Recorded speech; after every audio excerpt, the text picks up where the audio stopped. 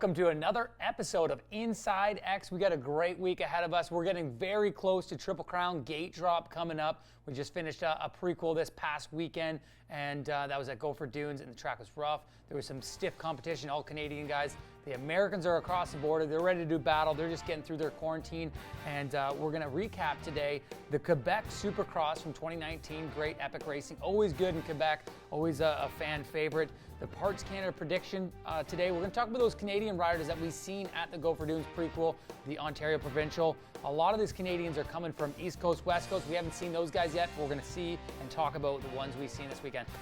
Insider trading, Walton replacement round. Obviously, last week we had some news. Moto Park is out, Walton is in. We're going to talk about that with Gauldy. And the guest rider today is going to be Sam Gaynor, the Rockstar Energy Yamaha rider. Full factory this year. Last year he was just a B support rider. He's on the big boy team now this year. And before we get to that, we're going to thank our sponsors. Obviously, Rockstar Energy XD is in the house hooking it up. Go to 7-Eleven and get yours today. I would recommend the Blue Raz, my favorite. Parts Canada, we support the sport. Data video for all the cams, audio, all the setup here in the Jetworks production area. Royal Distributing, Yamaha Motor Canada, and the Cardo system, those in-ear systems, you can pick those up with Parts Canada dealers across the country. We're going to be right back after this short commercial break.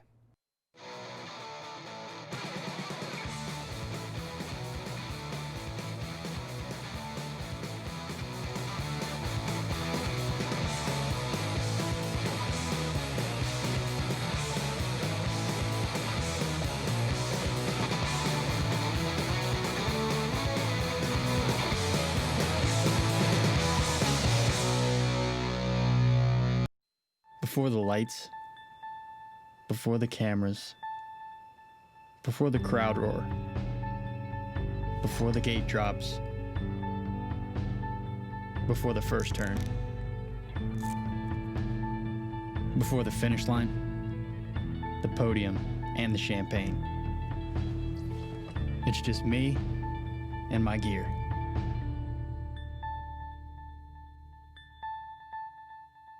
You've got the ride, and we've got the parts to keep you going. Royal Superstores, with massive selections of products no matter what your power sport is. Top brands you've come to trust. Huge selection, amazing prices. Your one-stop shopping destination for the rider in you.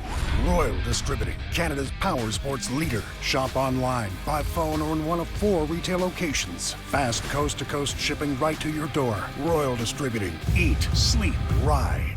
Welcome back to another Insider Trading. I'm joined by Ryan Gauld, my co-host here. Ryan, another great weekend of racing. Before we get into that, though, Gauldy, we had some news this past weekend, actually on Friday, and it's Moto Park is out, Walton is in. Can you bring us some light on the MRC side of things and why that transpired? Well, basically, the Ontario races right now have been kind of a guinea pig for leading into what we are going to do here at the Rockstar Triple Crown. And with Walton and Gopher Dunes being as big as they are, and the numbers that we've been getting on the amateur side, and then, of course, if we add in our pro side, we're going to have a lot of people. And being able to have everybody parked really far away, doing the social distancing, and the 30 feet is what we're doing for parking. That's kind of what the townships have sort of required. They haven't demanded it, but it's kind of us being a little proactive. And unfortunately, at Moto Park, unless you're parked basically right up the rear end of your neighbor, or on top of them, we wouldn't be able to pull it off and wouldn't be able to follow the guidelines that the Canadian government has put forth and the MRC has built to try to stay ahead of the times during this COVID-19 pandemic. So unfortunately, we kind of knew a little bit maybe going there. We were hoping to maybe pull it off, and obviously there's lots of phone calls, and it wasn't just, pulled the trigger on this thing. But unfortunately, the way that we have to do the parking with the rigs, and of course not allowing spectators and all that kind of stuff, this just wasn't possible to do it at Moto Park. And obviously next year it'll be something that we look into if things change. And we know Phase 3 got launched on Monday, so there's a little bit of opening there. But instead of just trying to pull the trigger and make it work and maybe slip by, we want to do everything right in 2020 and make sure we have following the proper guidelines. And unfortunately, MP just kind of doesn't. We weren't be able to do it without maybe being a bit sneaky. And right now we don't want to do that. We want to do what has been going on in Ontario and out in Manitoba and of course in Quebec where they've been doing the amateur racing. And we want to do that for the Triple Crown because obviously the most eyes are going to be on the pro racing, and we want to make sure we do it properly. Yeah, and that's that being said, we're moving actually to another weekend as well. Walton will be August 8th and 9th, and it's going to be a pro-only event. It's going to be the two pro classes along with the WMX and the FXR Premix. So for some of these amateur kids and ladies out there that want to get some reps in before the Transcan, wouldn't be mind getting on a two-stroke, or if you're a ladies rider, get out there in the WMX class and try your hand at that, because it's going to give you a nice warm-up to lead into that Wednesday Transcan fire-up. And I know, Gauldy, you're a big advocate of the Transcan. You've been there since the beginning.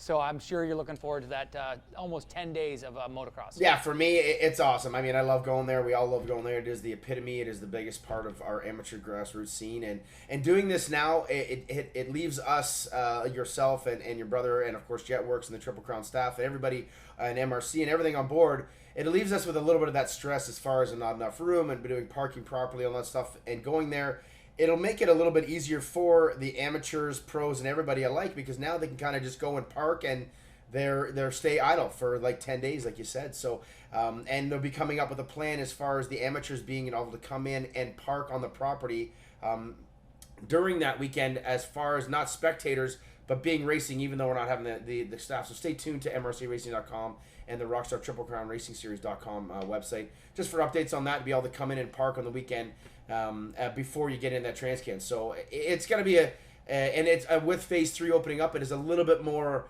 open in the Huron County as well, where Walton Raceway is. So it's going to be amazing. It's going to be one of those things like, you said this the other day when we were talking, and just like, well, another change has happened, we'll just have to roll with it. So another change has happened again, we just got to all roll with it and follow the guidelines and follow the rules. And the gate drops, the BS stops kind of thing, and sort of thing, like that old sticker that has been on trailers for years and years in our sport.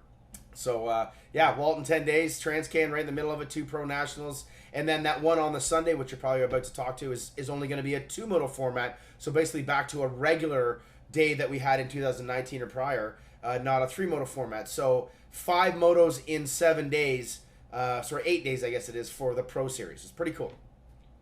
Yeah, it's going to be a great time, and I'm looking forward to do the camp out and the whole Transcan. You just saying that, I didn't realize that we're working that into the amateurs get to park early, so that's super cool for them. Kind of get a little learning lesson, school before they go to the Transcan race. So that's very cool. Couple of things, comments going across social media. I see people complaining about, why aren't you racing out west? Why aren't you racing out east? Obviously, when we were building the schedule and the series, Ontario was the only place we could go at the time. Quebec was a huge question mark still. They started racing almost simultaneously with Ontario, but BC's still not racing. A couple other ones are doing clubs like Manitoba, Alberta. New Brunswick has been doing practice days, but not open for anybody just to come into New Brunswick. So the people asking on social media or emails or whatever, Ontario, when we were basing this off of, it was the only place to go at the time. Thanks to you, Ryan Gauld, and the MRC for putting that together. And we are going to go full bore all the way across the coast to coast next year like we planned this year. Yeah, I mean, unfortunately, for those people that ask that, it's, just do a little bit of homework. You know what I mean? The world has changed right now. You can look at the American Series or the MXGP, or look at road racing or any sort of form of motorsports now. The changing has been overlapped. It's been started at, letter A all the way down to, we're probably at like U right now as far as making changes and stuff. It's just the way it is, and it wasn't a personal thing. It's not a vendetta. It's not this. It is the way for us to go racing and provide our sponsors, our followers, and our racers themselves a platform for 2020 under the guidelines to do this. And like you said, we will be full bore back to it in 2021, and there'll be no difference. We'll be going out west and bringing the series and bringing the show to everybody on the West Coast. Unfortunately, this year, it's just the way it is. And if you want to be one of the negatives about it on those, then so be it. That's what social media is for. You get out your keyboard tough guy stuff and say that stuff. But we still got a job to do and a series to provide. And this is the way we got to go about doing it. And this is the way we're going to do it this year in 2020. Yeah, well, thanks for all the info, Gauldy. We're going to jump to a quick commercial. We'll come back with that Parts Canada prediction, talk about all those Canadian riders we've seen this past weekend at Go for Dunes.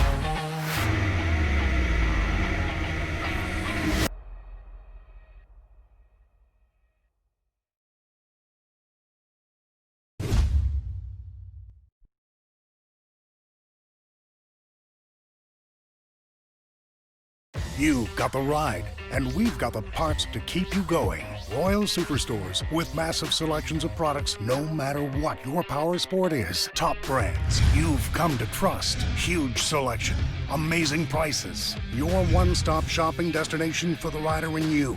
Royal Distributing, Canada's power sports leader. Shop online, by phone, or in one of 4 retail locations. Fast coast-to-coast shipping right to your door. Royal Distributing. Eat, sleep, ride. Now we're back for another Parts Canada prediction. Gauldy, we've seen the Gopher Dunes prequel, I've been calling it, and we're going to have the Walton prequel coming up here this weekend. But this Gopher Dunes, we've seen some great riders. I kind of want to get your input. I know you might not spend too much time watching as you're so busy with the ammo scene and working, but we've seen Dylan Wright dominate again, another Ontario Provincial, 1-1 in that pro class. Thoughts on Dylan going into this year after seeing those performances? Yeah, I was able to watch the second 2 motos. I wasn't able to get the first 2 because I was actually manual scoring on the darn 50 track. And I actually have a new respect for all those people that do that. So anybody that's manual scored before, thumbs up from Gauldy. Anyway, so yeah, Dylan Wright.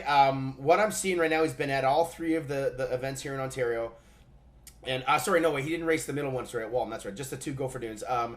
And what I'm seeing right now is very impressive. One of the things that we kind of talked about on the show and things that when we're watching him racing, he kind of cleaned it up last year in the 250 class, but he's just such an over-aggressive, real scrubby, and really mean and nasty rider on that 250F. And we kind of thought maybe that the 450 would be a little bit harder for him to adapt, so much more power. It's got to be more of a flowy type rider where that, Fasciotti, Cole Thompson type thing. Phil Nicoletti makes it work, but is Dylan Wright, that kind of tough, nasty rider like that? And man, what I'm seeing out of him for those 2 races is extremely impressive, and I have no doubt that I'm putting the number 9 in championship factor for the Triple Crown Series this year right now with Cole and Phil and Gerke and Tyler. There's no doubt in my mind, seeing what I've seen, and he's impressive right now, and he is riding that 450 like a true vet. It's in the right gear. He's not making it work. He is extremely fun to watch right now. Yeah, I couldn't agree more. It was great to see him, Cole, Moffenbauer kind of getting out front there and battle it out. Definitely Dylan had the edge on everybody. I'm just so impressed, like exactly you said. We always seen those sketchy moments and we're like, 450, a lot more power coming into this year. Is he going to adapt to it? But he learned so much on just being calm, cool, and collected in 2019 and winning all those races, those championships, and putting it all together. That confidence and just that, the self-esteem that he has going to this year is huge. And man, he showed it the last 2 Gopher Provincials that he's been at. He went 1-1. Like I said, Cole Thompson kept him honest all day. A little bit of a mishap in the first moto. The second moto, those 2 ran away with it, and it was awesome to see how close they could keep for the 20+ 1 lap moto, which is kind of a good warm-up for those guys. I'm sure they tested their conditioning for that. What are your thoughts on Cole after this weekend? Well, as always, Cole makes it look so darn easy, and the track was like, it probably wasn't like 100% what we're going to see at the National, but man, it was a good 70, 80, maybe even 85% rivaling how rough it got. It was really nasty. We got a really big rainstorm on the Saturday, which we hadn't had in, oh my God, a month it seemed like there. So it really made it, the holes were deep, the ruts were deep, so it was a great prequel as far as that goes. And like you said, 20-minute moto, so another 10+1 basically on the time there. But the first moto, I missed the mishap. I wondered what happened to Cole because they were 1 and 2 for so long and then Cole drifted back. But the second moto, I saw what I see out of Cole all the time, just smart, collective, missing those big bumps. And I feel like when you say kept him honest, I don't feel like Cole likes that. Right now, Dylan's the new kid in town. He's the new kid in town. Cole is sort of the veteran now in this 450 class. He's a Triple Crown champion. He's a 250 champion. He is a boss cat. He's won outdoor motos in that 450. So keeping it honest, I don't think is what Cole at the end of the day was happy about. I'm pretty sure you can agree with me on that one. But I know that he's one of those guys. He's such a craftsman, a teacher in the craft, and he's just probably soaked things up and watched Dylan kind of play. Like, he did stay within him. I'm like, God, it was a second for 20 minutes. Like, they literally looked identical for 20 minutes, a little bit here and there. So I feel like he maybe might have took something with. He knows he doesn't need to win on this weekend. Maybe, I don't like saying that stuff because I know Cole is a winner. He always wants to win. But I feel like he was like, man, maybe that kid's got a little bit more. And he's just going to go back to the drawing board over these next couple weeks here to make sure he comes in and just fine-tunes a couple little things. I actually talked to Dylan last night, and he said in the first moto, he's like, he's never seen Cole get out of shape. And I guess in the back section, he got out of shape, made a huge save in Moto number 1, and then Dylan was able to make the pass. So maybe there was just a couple things, whether it be a suspension click here or just a bike setup thing to make it work a little bit better. And I know Cole is, like I said, he is a master of his craft, and he'll fine-tune things. If he was missing a percentage this weekend in that 20-minute moto, he's going to find that percentage to make sure that last 10 plus 1 are going to be there, and he'll be in the hunt for sure. We've seen what he can do, and obviously you know your brother better than anybody, and I know he wants to win and he's a fighter, but I know that what he didn't have this weekend, he's going to make sure he has it here in 2 weeks' time. No, and I think he was thankful to actually have Dylan kind of show him around that track. Dylan's riding really well at Gopher Dunes, and every time Dylan was with Cole on the track out there, they rode better together. So that was good for him. Now, Sean Moffenbauer showed up from the West Coast all the way over from BC. And, man, I was super impressed with his sand skills. I know that he grew up in Saskatchewan, very hard-packed tracks there. And I was super impressed with his riding there. What are your thoughts on Sean? Well, three out of the 4, I was like, man, I was kind of hoping I'd see a little bit more. I don't think he got a great start in the first cash class moto, but that was what it was there. So, but the one that impressed me was the second youth moto, which was only about half the time of the pro motos, but he showed speed on Cole's level. He was right there, almost like him and Dylan in the cash class. It was him and Sean in that youth moto where Dylan ended up going down in the first turn.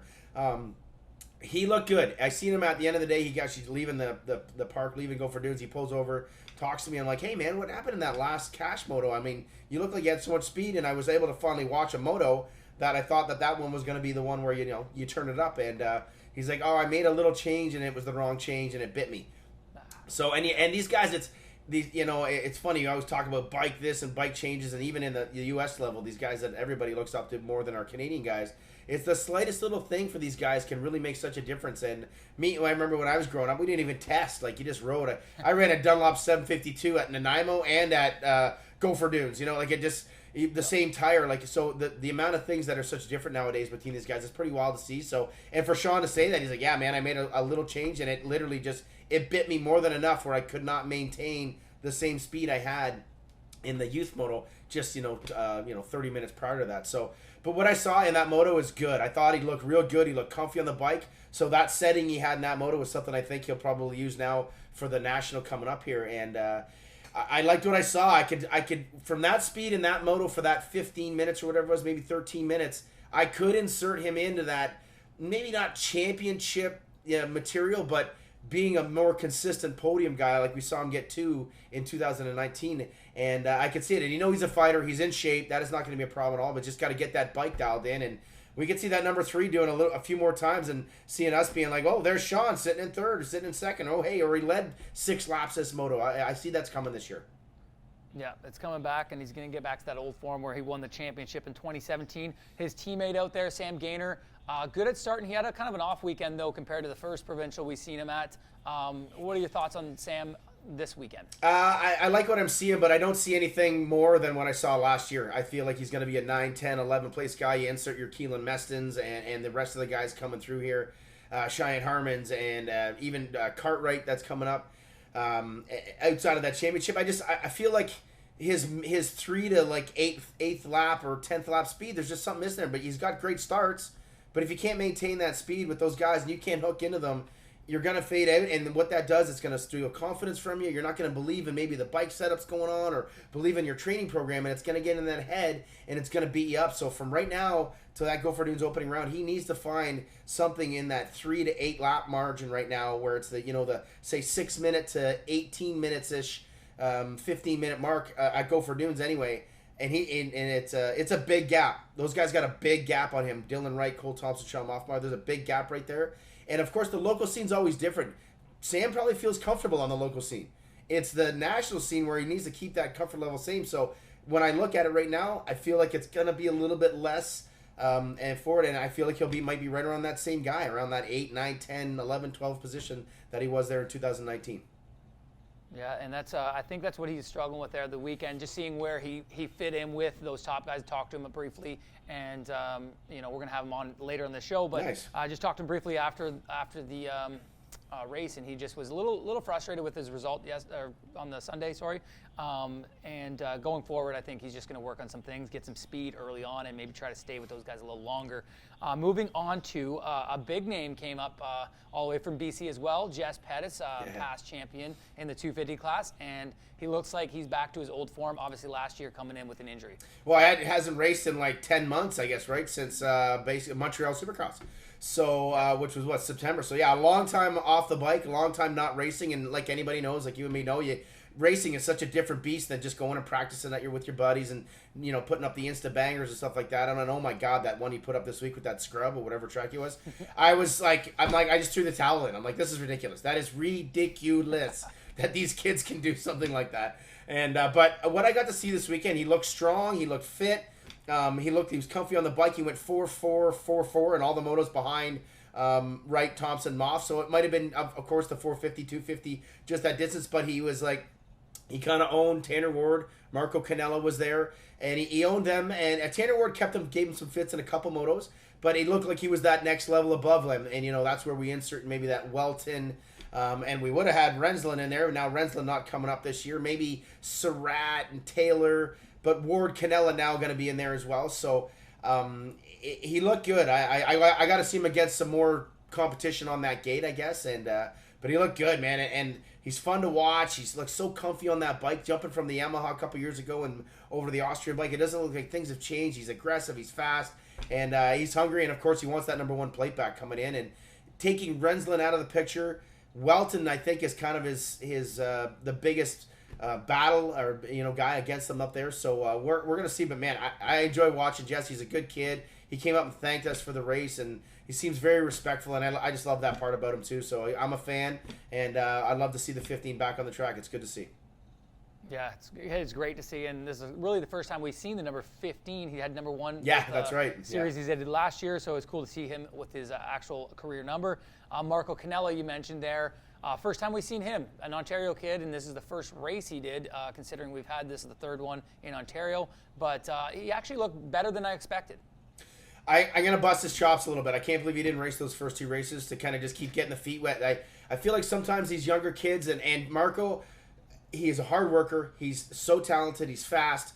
But there's nothing like racing. Nothing like gate drops. And I know he even said, he's like, he didn't want to get his butt smoked by guys and stuff like that. And I'm like, well, who cares? Like, it's not the Nationals. And I get it, the ego and the kids, and they get buried on social media, and it's hard to maintain and hard to, stay focused on that stuff. But, man, just who gives a crap what people say?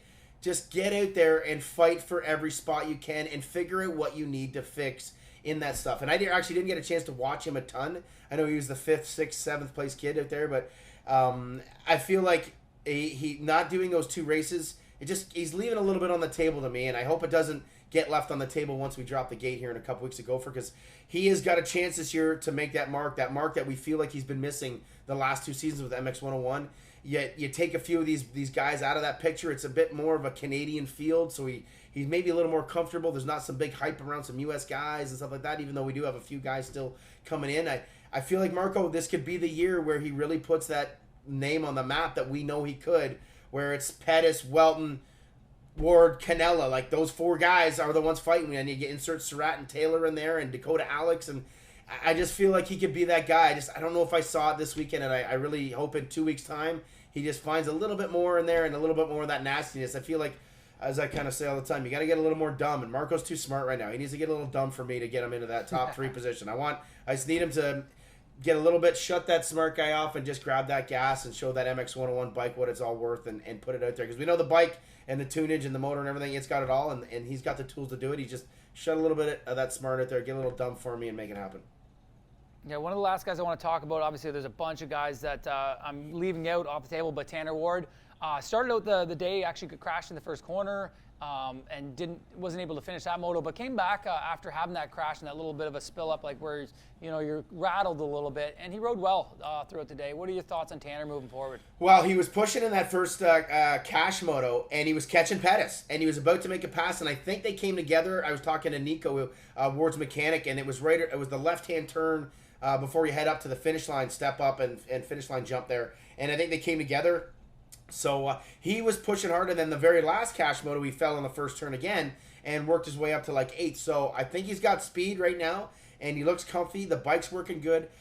It's a big mental thing with Tanner. I think every little tiny thing that goes wrong can turn into a much bigger thing for him, and he needs to bury that stuff. And I saw him between motos. His girlfriend was riding the introductory class, and he came over and he said, I didn't ride, get into that. I'm like, well, you know what the cool thing is? It doesn't really count for anything, and you can bury it. It's gone. Forget about it. Let's figure it out the next moto and go do it. And so, again, almost like that Canella thing, that tiniest little thing for these younger guys can just kind of affect their whole day. And if they can just figure that stuff out, kind of turn themselves into a vet rider where it's like, yeah, whatever, who cares? Let's just get out there and do it. I know what I'm doing. I've raced for years. I know the gate drops, the throttle's here, the clutch is there. Let's make it work. And I think there's those two guys, you can kind of compare them almost the exact same way. The littlest thing can steal from them, and they need to forget that stuff and just go out there and do what they know how to do and make that, and that's just making that bike go fast and battling for those wins. Because I truly believe both those guys can fight for moto wins this year. The way that the series is, and it's the compactness, it's all in Ontario and everything like that. Like, all family can be there. It's all in there. They've grown up on these tracks and all that kind of stuff. I feel like this year is take advantage of the COVID, and it could play in their favor. Exactly, and I agree. Tanner rode well for what he had to deal with yesterday. A couple guys I'm leaving off of here. Liam O'Farrell rode amazing. He's a 30-plus rider. There's a guy we're talking about. He's got a full-time job, no cares at all. He just shows up and rides, and he's like a 5'5" guy, and he's going to do that at Gopher. He's going to be like 5, 6, 7th place in both motos, and he's going to go back and work on the Monday. Like, he's figured it out. Like, back when he first came in, he might have been one of those guys. The pressure gets to you. Now he's a father 2 times over. He works every day, and he just forgets about the stupid crap and just goes out and rides his dirt bike like he knows how. And man, he's so fun to watch. Like, me and you can respect those guys that just drop it and get out there and do it without the bull crap of social or whatever the heck gets in their heads. You just drop the hammer and have fun with it. And man, it's all. I can't even wait to watch him. He's gonna fully bust the chops of some guys in the 450 class that have been training and serious and might be on teams and stuff. And O'Farrell's gonna go out there and just work them. Yeah, a couple good starts. He'd be pushing top 5s there. A few guys that we don't have much more time here, Gauldy, but Gibbs was out there. Tyler Gibbs rode decent, had some spills. Piccolo had a lot of spills. McNabb, a lot better performance out of McNabb at Gopher Dunes this week. And I seen Jamie Powell for the first time. Didn't get to watch him too much, but kind of that back end of this pro class there. So those guys have some work to do before round 1, but Walton this weekend, they'll get more gate drops and more time to just work out the kinks. But that's all for the Parks Canada prediction. We're going to move on to the Rockstar Energy recap.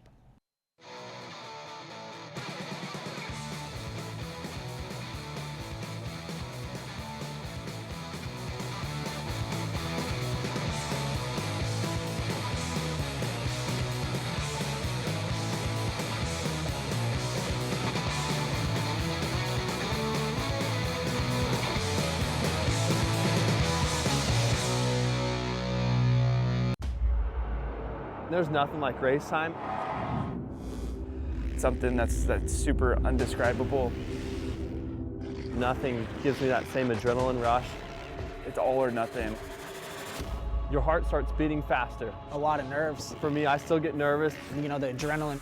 You feel focused. Everything else goes away.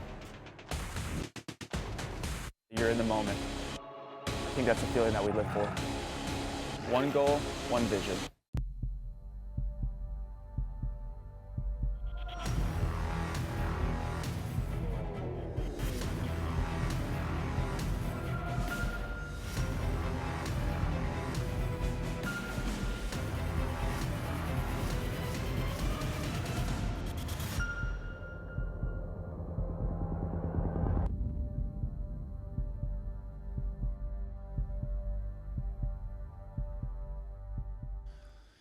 Here we go, Quebec City Supercross, one of my favorite venues. Great place here. Hopefully they get a team back here. The NHL gets the Nordiques back here, and we're off the 250 main event. Tyler Medaglia, after a nasty crash in Montreal practice, wasn't able to compete there. He gets the whole shot. Tanner Ward, another Canadian, great start.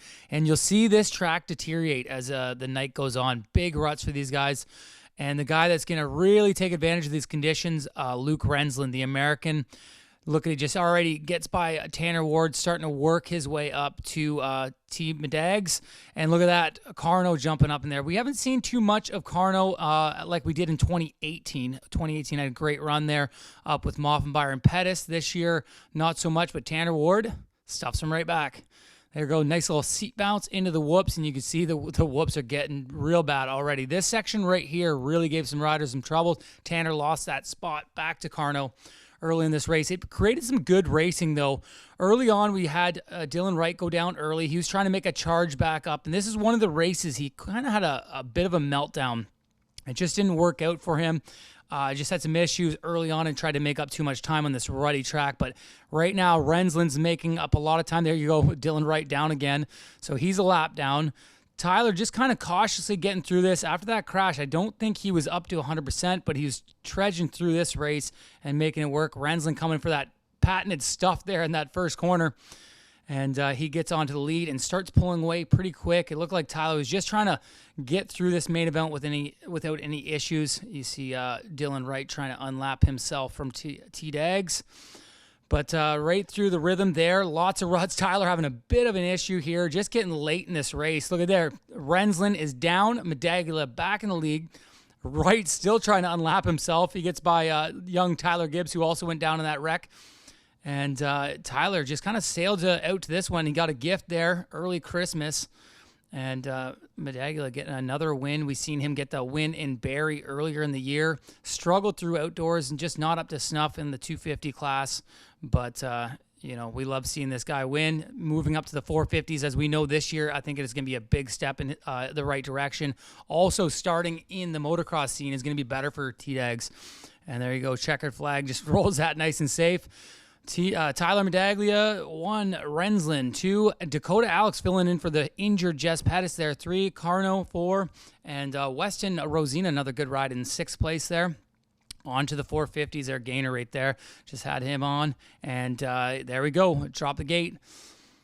And it looks like Gerke, but no, Nicoletti, another good start. He's getting some good starts in the indoor scene. Outdoors, he wasn't so hot. He obviously had Alessi out there, whole shot and everything, but Nicoletti out to a good start, and it's a good move by him on this rutted track. And you'll see Thompson linger in the back. Obviously had issues in Montreal, lost some points to Gerke and Nicoletti. He's going to try to make it up this round, but Claesing giving Thompson everything he can handle while Nicoletti, Gerke get away. Look at this little stuff job. Boom, little contact there. Claesing has really been on it the last couple of rounds and hungry on that PRMX Kawasaki. Thompson says, nope, I'm going to take that back.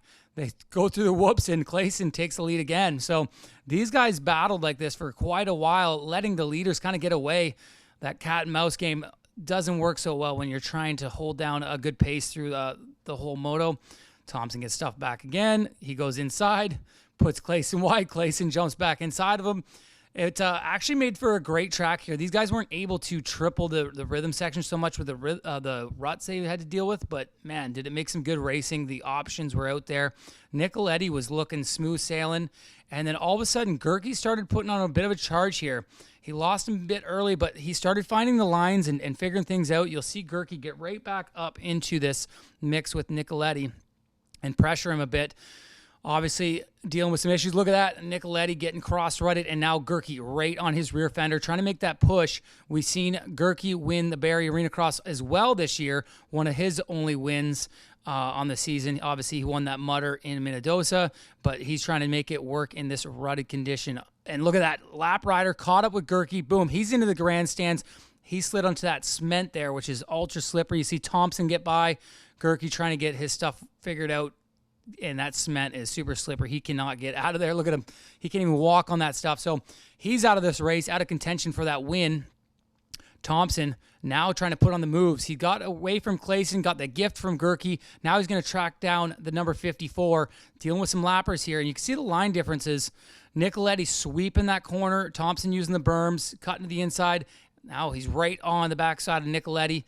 See that? Nicoletti protecting that inside. He's going to come into handy watching those inside corners here late in the moto. Thompson's going to be a little slippery. But Nicoletti outside to outside here. He's going to get a glimpse of Thompson. Boom. Not going to let him by, though. Next lap might be a different story here. Thompson trying to ultra tight inside, not able to make it work, not able to do that finish line. Lost a little bit of time, but inside again. So right here, keep an eye on that Yamaha tough block here, out of the way, and this is where it comes into a bit of a debate after this race. Thompson makes that pass, Nicoletti stalls. Thompson's going to go cruise on to this win. That debate later, that was Thompson was cutting the track. It was ruled that it was all good, and he was able to keep that win. Nicoletti second. Clayson getting a podium to almost close out the year. We got one round to go. Hamilton Supercross recap next week.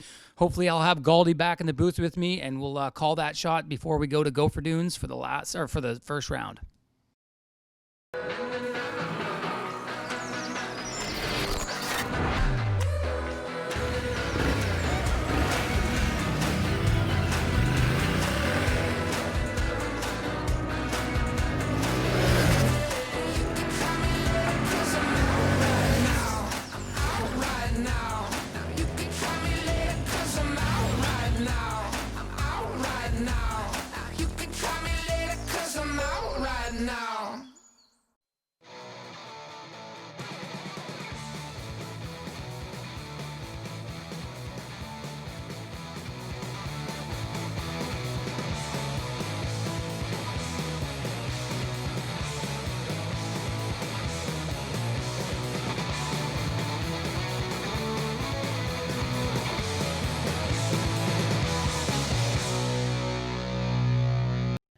Now being joined by Sam Gaynor, the Rockstar OTSF Yamaha rider, last year's Rookie of the Year. How's it going, Sam?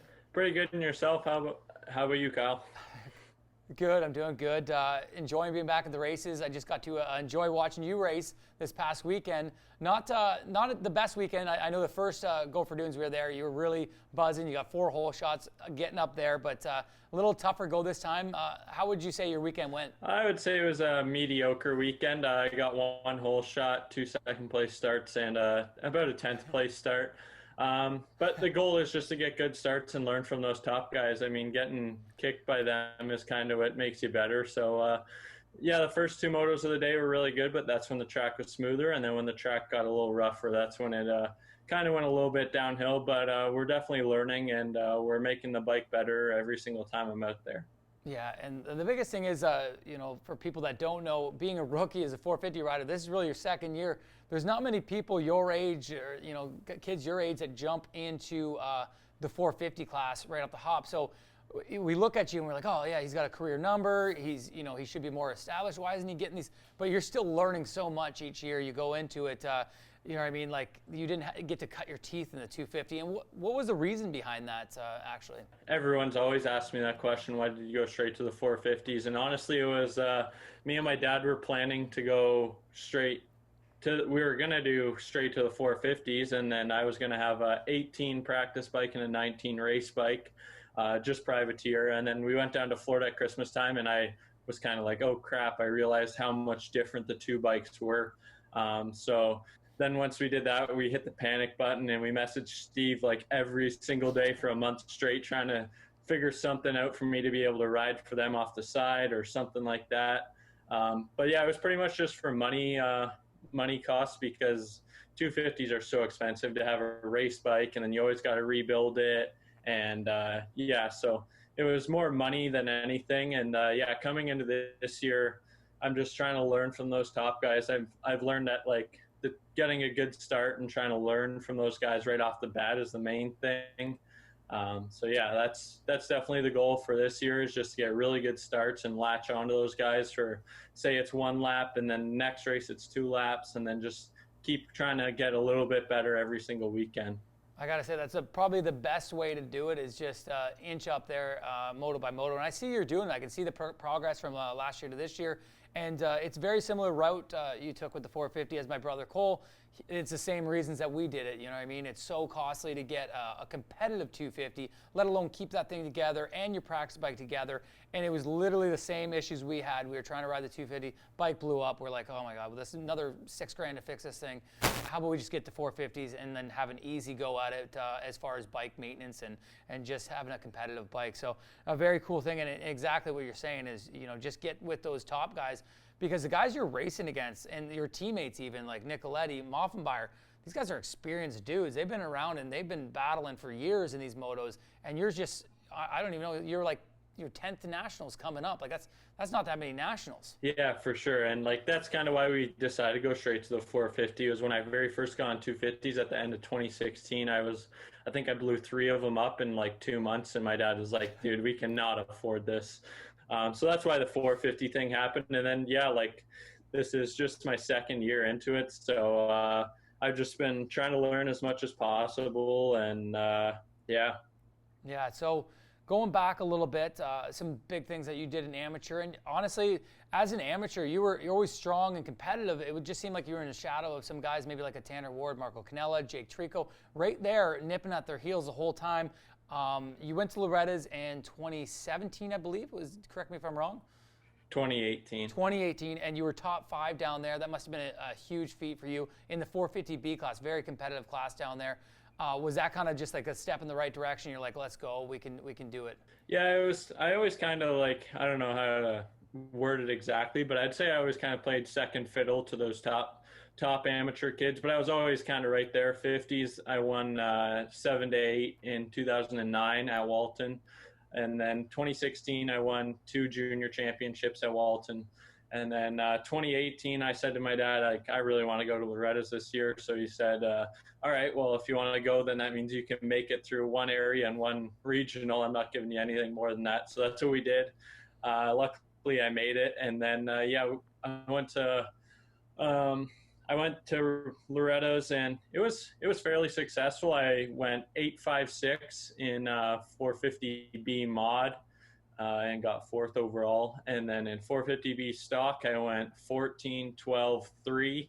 And I would say that the 3 is kind of what put me onto the map. And it was kind of funny because my mom handed me a checkered flag or Canada flag right before I went up on the podium, and she's like, take this. And I was like, no, I'm not taking that, like leave that. And then she's like, no, take it. So I like held it up and got my picture taken with it, all that cool stuff. And then sure enough, 2 weeks later, Courtney Lloyd messaged me and was like, hey man, I would be wondering if you'd be interested in being a part of the ambassadors for Redbud and stuff like that. And that's kind of what took it off, is people kind of noticed me from that. And then I think it was just a little bit of luck and a lot of hard work and kindness that got me to exactly where I am now. It's no joke getting on a podium at Loretta Lynn's, of all places. That's the mecca of amateur racing in the world.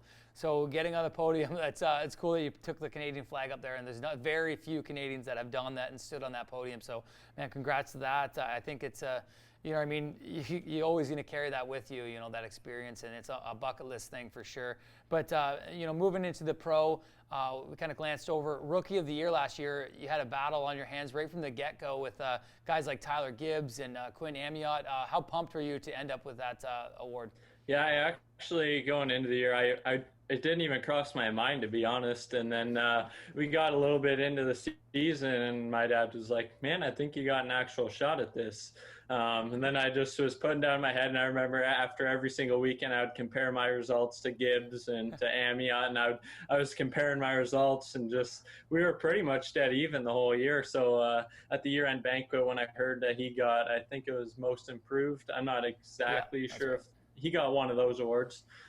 So then when I heard he got that, I was like, there's no way he's getting 2 awards. So then I was pretty excited and pretty antsy to get my name called for Rookie of the Year. But yeah, me, Quinn, Tyler, and all those guys, we were all riding really good all last year. And I feel like it was probably pretty difficult for you guys to choose a Rookie of the Year. Yeah, it's been 2 good years of rookies so far in the Triple Crown, the 18 year with Canella Award, missing somebody on there, but and then your guys' year with the 3 of you guys. Oh, sorry, Wyatt Waddell in that first year. But yeah, it's always been hard picking. And honestly, like if you look results, stats, you guys were really even in your 2 separate classes. So it was tough. Obviously, the 450 as a rookie is a huge feat, and doing what you did was awesome. So I think that got the nod, just being in the big boy class. Another thing I wanted to mention, you know, just the fact that you're with the Rockstar OTSF guys. Do you know, is it on the weekends you're with Phil, you're with Sean? Are they giving you pointers? Are they helping you out along the way last year moving forward? Yeah, last year they definitely were kind of like big brothers almost, and just looking out for me. And like it kind of sucks to be honest, but Phil would lap me, and when he would come around to lap me, he would be like, hey man, like when I was lapping you, this is what I saw that you could change type thing. Or even I had my lip pro last year, so we would all look at that together. Or there's been that photo of me, Steve, and Phil all laughing at the computer at Hamilton Supercross because we were watching my footage and stuff.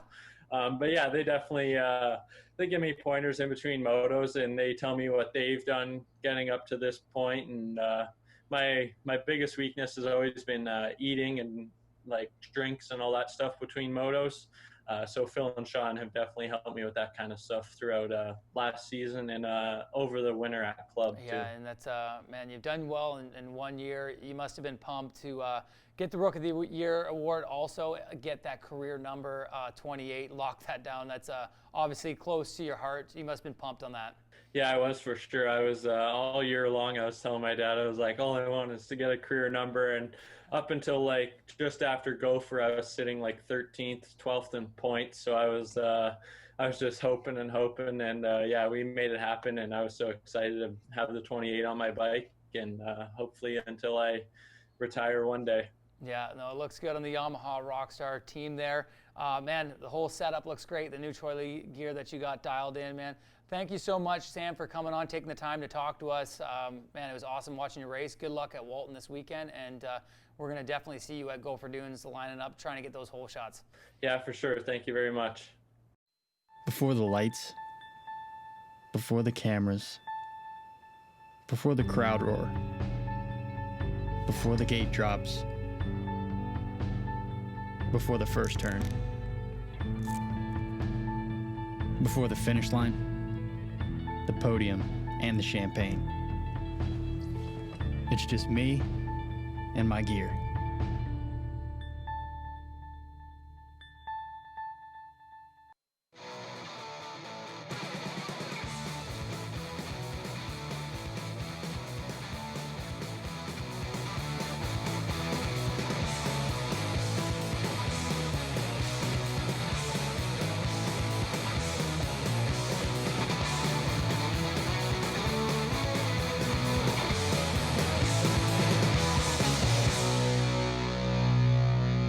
There you have it, another episode of insideX, episode 14. We're coming out with episode 15 right before we go to Gopher Dunes for the first round, July 25th, 26th. Make sure you get registered if you're a pro, amateur, or WMX FXR rider.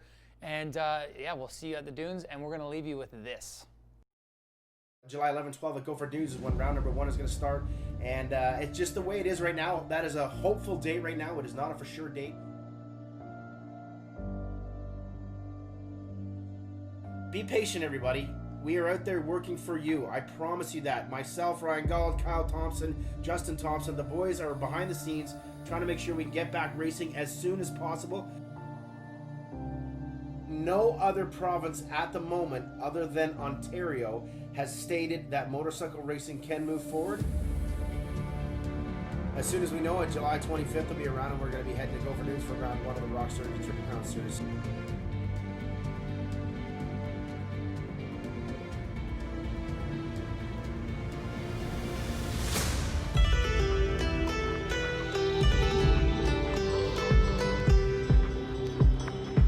On paper, Dylan Wright is the rookie this year, but don't let that fool you.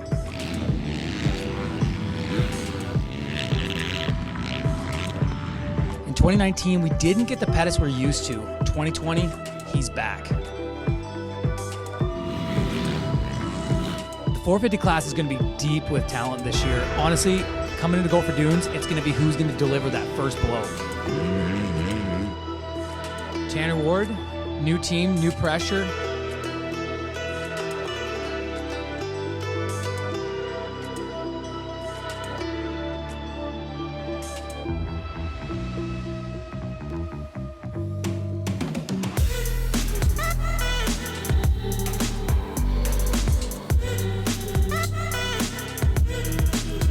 It's really no secret to anyone, Cole hates to lose more than he loves to win. If the Gopher Dunes prequel taught me anything, Moffenbauer did his homework. Canella is the top dog in that MX 101 camp this year. I'm excited to see what the kid's made of.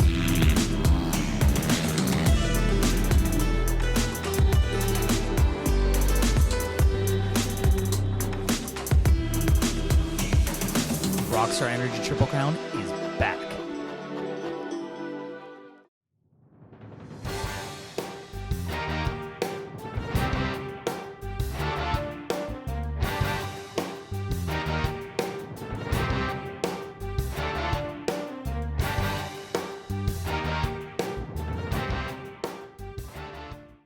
From day one, Fox has created products with intention and purpose. So we can inspire your best ride, your fastest race, your greatest adventure. It's how we connect and how we dream. We were made for inspiration and for possibilities.